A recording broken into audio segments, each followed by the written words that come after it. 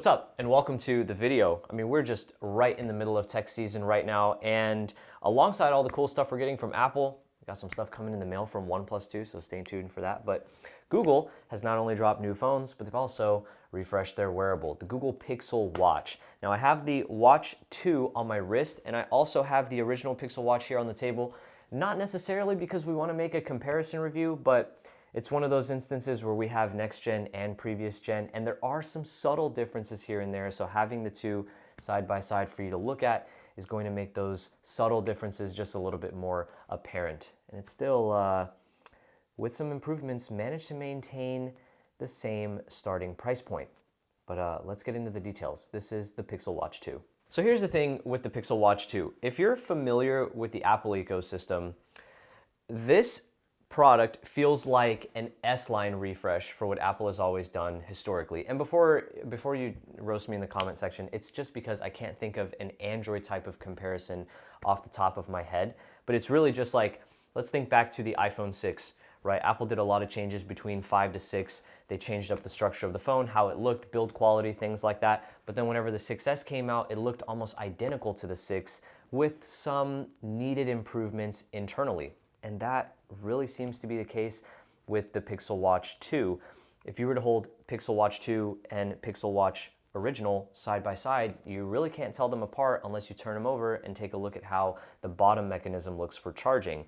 I mean, you're getting the same exact type of Gorilla Glass on the front, you're getting the same exact display dimensions, you're getting the same exact display brightness, the same IP rating, 68 for water and dust resistance, and you're getting the same overall design here, which, speaking of design, I mentioned last year, I do like the design of the Pixel Watch, and that same sentiment holds true with the Pixel Watch 2.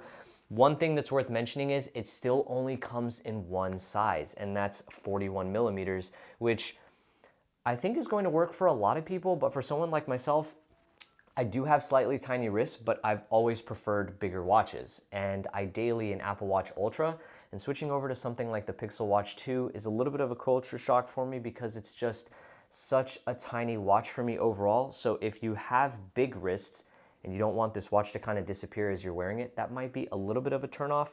But all in all, when you look at Pixel Watch 2 and when you look at Pixel Watch 1, you can't tell them apart, but Google made changes that were necessary internally, and it's led to a better user experience. Now, as far as what's different, there aren't too many differences here, but I think Google made differences where they count, except for one. And let's go ahead and start with that. So whenever you are wearing the Watch 2, especially if you upgraded from the first generation watch, you'll notice that this watch is lighter, and that's because Google swapped out the 80% recycled stainless steel enclosure on Gen 1 for a 100% recycled aluminum enclosure for Gen 2.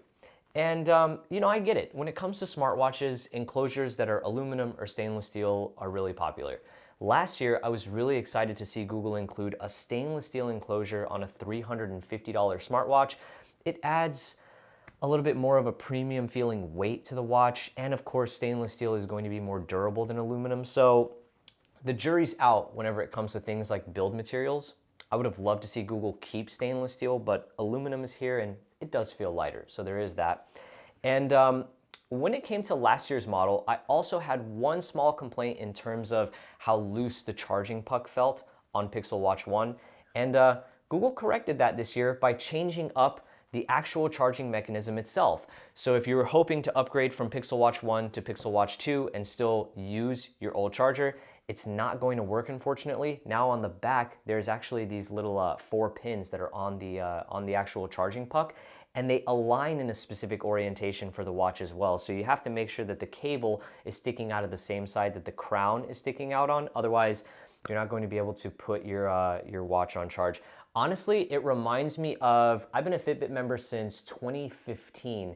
It reminds me a lot of some of my previous Fitbit devices where they always had the pins in order to create a secure, partially wired connection in order to charge. And as far as charging speeds go, it's decent. You can top this watch off whenever it's close to dead in about an hour, so it's not that bad, especially if you want to wear it to bed. And speaking of wearing the watch to bed, there is Fitbit sleep tracking here, and of course you get all of your great sensors from last year, you know, your heart rate, you know, sensor, your SpO2 sensor and things like that. But there is a new one that you can now track whenever you're asleep, and that is your overall skin temperature, which is really interesting as well. And the biggest improvement that you're going to be finding on Watch 2 is an improvement to the internal chip. Snapdragon 5100 series processor, which is going to lead to improvements in performance. I've had no issues with the UI being super smooth. As I'm navigating, everything looks really nice and clean, and it flows really well. And it's also going to lead to battery life improvement, so I've had no problems with the watch lasting me one full day on a charge, especially if you want to use something like always on display. So overall, slightly subtle differences, but Google made them where it counts, so we're cool with that. And of course, we know how Google and Fitbit basically merged to, you know, combine their superpowers, right? And we saw a little bit of that integration with Pixel Watch 1, and the integration in terms of improvement is much more apparent whenever it comes to Pixel Watch 2. And actually, I would say it's even more apparent whenever it comes to something like the Fitbit app. So you're gonna now have access to a much more seamless experience between your Fitbit account and your Google account. When I first set the watch up, I actually had the option to merge the two, which was super convenient. And I think Fitbit and Google have done a great job of revamping the actual Fitbit app itself. The UI looks fantastic. Like I said, I've been a member since 2015, so I've seen what the old Fitbit app looked like, and the new one absolutely looks fantastic. Now, one thing I do want to mention is there are certain health metrics like advanced sleep metrics, advanced stress metrics, access to like things like nutritional information whenever it comes to your diet and stuff like that, that are unfortunately locked behind a paywall, Fitbit Premium. So that's a little bit of a bummer, especially considering, I mean, you can find this type of value from other smartwatch manufacturers out there, and you're not going to be stuck behind a paywall. But overall, I think the Pixel Watch 2 is a decent improvement over Pixel Watch 1. And, you know, they took some things away, like stainless steel, but they added some new things, like a new processor, so they managed to keep the price the same. I think the big question is, if you have Pixel Watch 1, do you upgrade to Pixel Watch 2? And I think that's really tough. I think if you wanted to upgrade to Pixel Watch 2, I hope, for whatever reason, you also wanted to pre-order a Pixel 8 Pro, because while Pixel 8s and 8 Pros were available for pre-order, Google was giving out the Pixel Watch 2 for free. So I think that was your best bet if you wanted to get in on one. If you wanted to trade in the old device for the new device, it's currently sitting at like $110 a trade-in value. So if you want to go Wi-Fi cellular, you're still looking at around $240. Much like the S-line upgrades from Apple, I'm gonna go ahead and say if you have a Pixel Watch 1 and you're totally fine with it, hold off, and hopefully Google makes it worth your while with Pixel Watch 3.